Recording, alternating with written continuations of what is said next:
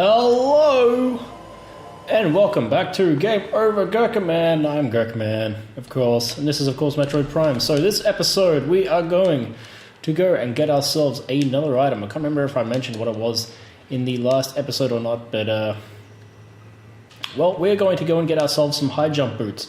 But they're all the way over on the Talon overworld, so I'm going to do a quick cut, and when we come back... Well, actually, there's one item I'm going to show you where to get. Now that we have, of course, the boost ball ability, so I'll show you where to get this item. It's just a missile pack, nothing exciting. There's actually 2 more missile packs we're going to get, and the high jump boots. And on top of that, we're going to be learning a bunch of lore stuff. So that's what this episode's going to be focused on. So let's get to it, shall we? See you in a moment. Alright, just a little side thing here. This is a lore piece that we missed earlier in the game, so let's just check out this Chozo lore for a second. The future is a vague thing, ever-changing and always in doubt. Even if we Chozo could gain the ability to foresee the future, it would be a hollow gift, for we could never hope to control what is yet to occur. The fountain is an example of this. The day may come when its water dries up, and there is nothing we could do to stop such a tragedy. But we do know this. Unlike the uncertain flow of water, the power of our will is strong and enduring. The will of the Chozo will never run dry. So, obviously that fountain, well, I guess it might still run dry someday, but it's not going to be a big issue for a while at least, since now it's all nice and clean inside. Alright, so now I'm going to get back to heading to where these items and high jump boots are. So be right back again. Actually, never mind, we're already here at one of them, so we don't have to cut after all. Alright, so as you can remember, there was that missile pod up there. And there is also this guy, who we didn't get to scan last time. So let's scan this guy's information here. Plated beetle, well-armored burrowing insect, vulnerable only in the rear abdomen. Creature's thick cranial plating can repel frontal attacks. This gives it an advantage in combat, allowing it to make ramming attacks. Only surfacing when it detects vibrations above, it then maneuvers itself as to always face its rival, keeping its exposed abdomen protected. So we're just going to take this guy out, and then we're going to get this missile pod here. Let's wait for this guy to do his thing. They're pretty easy to take care of once you get the charge beam, because as you remember, he took quite a few shots originally, but now he's a bit of a cakewalk. Alright, so we're going to take advantage of this. Oh, damn it. It's all about doing it in the right order too, like if you just, there we go. Alright, so that's one of 2 missile pods that I remember off the top of my head that we'll be getting today. Now let's get the other one. Actually, no, we're going to get the high jump boots and then we're going to get the other one. Alright, let's take care of these guys. How's everyone doing today, by the way? Is everyone doing well? Because that would be very great if everyone was doing well. It's what I like to hear. This is going to be a very, as I said, very lore-heavy episode. There's going to be a lot of me reading in this one, so I hope you like the voice of my reading voice. I guess by the time this comes out, the whole game will be recorded, so it'll be too late for me to change it, but I'll know in future games, if there is a large amount of text, that maybe I should try not reading it the way I usually do or something, if people don't like it. But hey, this is just the way I read out loud anyway. Alright, so as I brought up in the second episode, there is a half pipe here, and I said, wonder what it's for. Well, now, it's time that we find out. This is a fun little piece here. Getting up here can be a little... takes a bit of practice to get the morph ball right, the boost ball right. You need to release it at just the right time, get just the right amount of momentum, and there we go. Nice and easy. Now, where we're going, there is actually a way to kind of like cheat the game a little bit. Not cheat the game, but there is some clipping issues, I believe, that allow you to get the high jump boots like early, like at the beginning of the game. But I personally have never managed to do it because I lack the skills. I still love coming through these little areas. There's like these little plants here. I mean, they look hella primitive, but like graphically, but it's just such a like little environmental touch that I just really love it. Also worth noting is I don't think there's a scan for these, but you can. Oh, there is too. Cannot identify light source. No profile matches in standard flora and fauna database. But you will notice that it's blue. And there are some highly irradiated mushrooms you see elsewhere too, which are a blue color. And that's going to be significant later on. And you see this door pops up here. There's the ship. It's hard to believe that this item was so close to our ship all along. But here they are. The high jump boots. Or I think there might be space jump in this game. I can't remember what name they gave it. Maybe it is space jump. It's called the high jump boots in Super Metroid. Yes, space jump. So basically now, high jump boots doesn't make sense. So in Super Metroid, you get the ability to do like a higher jump. When you get the high jump boots, you can jump really high. In this game, I guess because they've found in first person, that was kind of awkward. Instead, they give you a double jump. It's like a little boost, and it honestly feels fantastic. The game feels great once you unlock it. So this is the second missile pod that we're getting today, since we're here. And then there's also one other little secret that I can show you. A little cutscene that only occurs if you come here at this point in the game. So we're gonna... whereabouts is it? I'm gonna try to remember my way around now. I just love these little fishes. Little fishes everywhere. Lovely. Where is the door I am looking for? Is it through here? Got some more of that blue mossy stuff. So this is an area that we can't really do anything in yet. I really love this little room here too, actually, with these little waterfalls coming down. I think it's great. You actually notice the music that plays in this area too when we come back here later in the game. It's the only area in the game that's music changes in the late game, so that's something to take note of. Anyway, if you come to this little room here, you'll see some space pirates just chilling out, so we can scan these guys. Flying pirate. Pirates trained and equipped for airborne assault. Flying pirates are extremely agile in the air, but the heat signatures of their jetpacks can be tracked with thermal imaging, which will come into play later on. While their missiles are extremely potent, their jetpacks can be even more so. If the pack fails, they make a suicide strike. So they actually kamikaze you if you try to, once you defeat them. But if you try to get close to these guys at this point in the game, they don't actually attack you. Or they do, but they actually try to fly away because you can see this giant ship thing here in the background, and that's actually the Orpheon, the ship that we were at the beginning of the game. So this is where it's crashed. So we'll be visiting there later on, but we can't really explore much because of all this water yet. There's another beautiful waterfall over here. So intricately detailed. So also here we have this. You can see my little warning thing up here in the corners going off. It's obviously toxic, and it's blue, so what's that all about? This crate appears to be the same type of container found on the Space Pirate Research Frigate. The material seeping out from the ruptured metal is highly toxic, and else it indicates that this may be the phazon compound the Space Pirates were using in their biological experiments. So that's blue, and there's all this weird blue glowing moss and stuff. What's all that about? Well, we're actually going to go and find out right now. And this is where the lore comes in.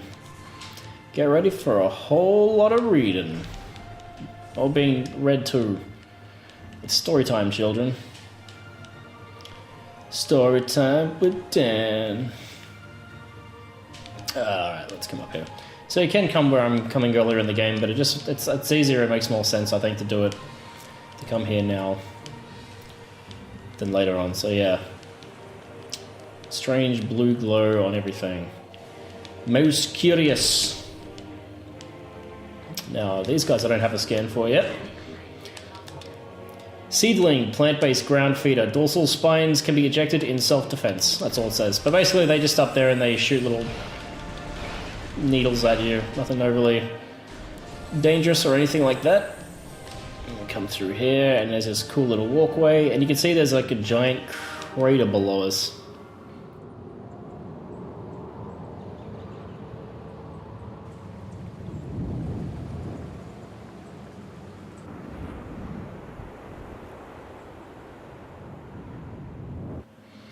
So this is the impact crater, and we've got this weird floating thing here. So what's this all about? New pirate data, space pirate encrypted data decoded. Field team reports are in on an age structure of alien design built on the surface of Talon 4. Studies show this structure projects a containment field. This field bars access to a prime source of energy within a deep crater. Science team believes the field is powered by a number of strange Chozo artifacts. We have found some of these relics, and studies on them have begun. As this field could hinder future energy production operations on Talon 4, we must dismantle it as soon as possible. If this means the destruction of the Chozo artifacts, it will be done. So there's some kind of field keeping something down there trapped away and locked away and protected. So that's a little interesting little tidbit. So now if we come through here, there's some like interesting visuals in a moment. There we go. So there's this, first of all there's this window, which looks a lot like the window of Samus's ship. Now that's kind of weird because the Chozo aren't the ones who designed Samus's ship. It was actually designed by the Galactic Federation, but still it's like an interesting little visual touch. What we have here is a ton of lore. So let's get into it. The containment of the Great Poison. This task has fallen to the Chozo, and we will not flee from our duty, even as we suffer with the land and its creatures. We will pour our will into the 12, the artifacts that, when brought together, form the lock that holds this great evil at bay in the depths of the planet. This lock must stand up to all who might come to assault it, to preserve the power of the seal and to protect it from those who would meddle for their own designs. We will spread the artifacts across the land, hiding them from prying eyes. The lock must never open until the day comes when this disaster can finally be put right. So essentially there are 12 artifacts we've got to get. This is a very cliche Nintendo gameplay plot element. We'll be coming out there in a second. Oh, you can't get down that way because it's all blocked off. It's just like getting all the Triforce shards in the Wind Waker or any other number of Nintendo games where you have to collect X number of whatevers in order to progress things. So we've got another lore here. Throughout our living nightmare, as we battle with this unyielding darkness, we Chozo see a light. This light glows with promise, chasing the shadows cast by the Great Poison and purifying that which has grown toxic. It is strange, though. At times it looks to our eyes as if the light coalesces, I don't know what that word means, I'm not going to lie to you, into the figure of a woman. I guess that means appears as a figure of a woman. Burning brightly, the luminescence descends from space, then retreats back into the infinite blackness from whence it came. When this prophecy comes to pass, when the light recedes, the Chozo long vigilance of containment will finally come to an end. So at some point, I guess through their enlightenment, the Chozo have started to see visions of you, Samus, who, when this all happened, the Chozo, I don't think, knew about Samus. It's possible that some of them did, but I don't think they did at the time. And here we have a shrine, and here is our first Chozo artifact. This is a Chozo artifact. Collect it, then scan the totems here for clues on the locations of the remaining artifacts. Together, the artifacts will open a path to the center of the impact crater. So, we need to get to the center of that impact crater to sort out all this funny business on this planet. This first artifact acts as a key to the rest of these. So they're going to have a big shindig about it. This is the Artifact of Truth, the first of 12. Scan the totems here for clues on the locations of the remaining artifacts. Together, the artifacts will open a path to the center of the impact crater. So it tells you that several times. So it lists all the artifacts there on the side there. Pretty straightforward.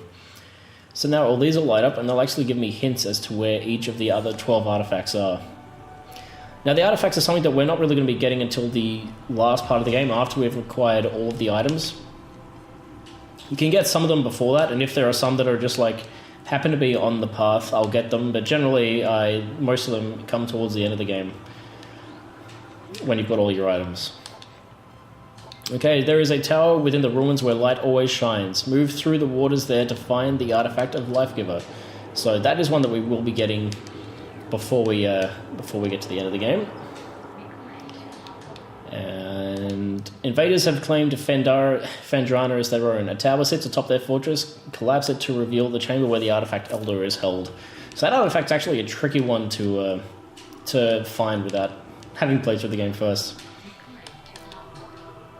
Okay, a tall cave stands at Phendrana's edge. Seek the unseen entrance at its top to find the artifact of Spirit. Okay, so there's a couple in Phendrana. Phendrana plays a massive role in this game, actually. Which is, I guess, a good thing, since so that's where the Artifact of Truth was. But we already got that one. So what's this one say? In one of Talon's far corners, a grove of life lies. Reveal the pillar beneath the waves to find the Artifact of Chozo. I can't remember which one that one is. The Heat of Magmor was a test for many warriors. A shrine to their honor holds the artifact of strength. So that's actually probably the easiest one to get, and usually the first one I get in the game. So we'll be getting that maybe even on the way back to Fendrana. Possibly. Okay, what about this one? A sun chamber high atop of ruined home becomes the nest of a great beast and a source of corruption. Many Chozo spirits have been drawn to this tainted place. Release their bond to the world and claim the artifact of wild. So that one is actually, we'll be returning to where there's been a boss fight, since there's only really been one big one. I guess you can imagine where that is. And we're going to do something else there to get a artifact. Okay, so what's this one? Within the ruins of our home, we honor our fallen elders in a great hall. A chamber beneath a statue holds the artifact of world. So that's another pretty straightforward one to get, but we won't be getting that till later on. And I think that's all of them.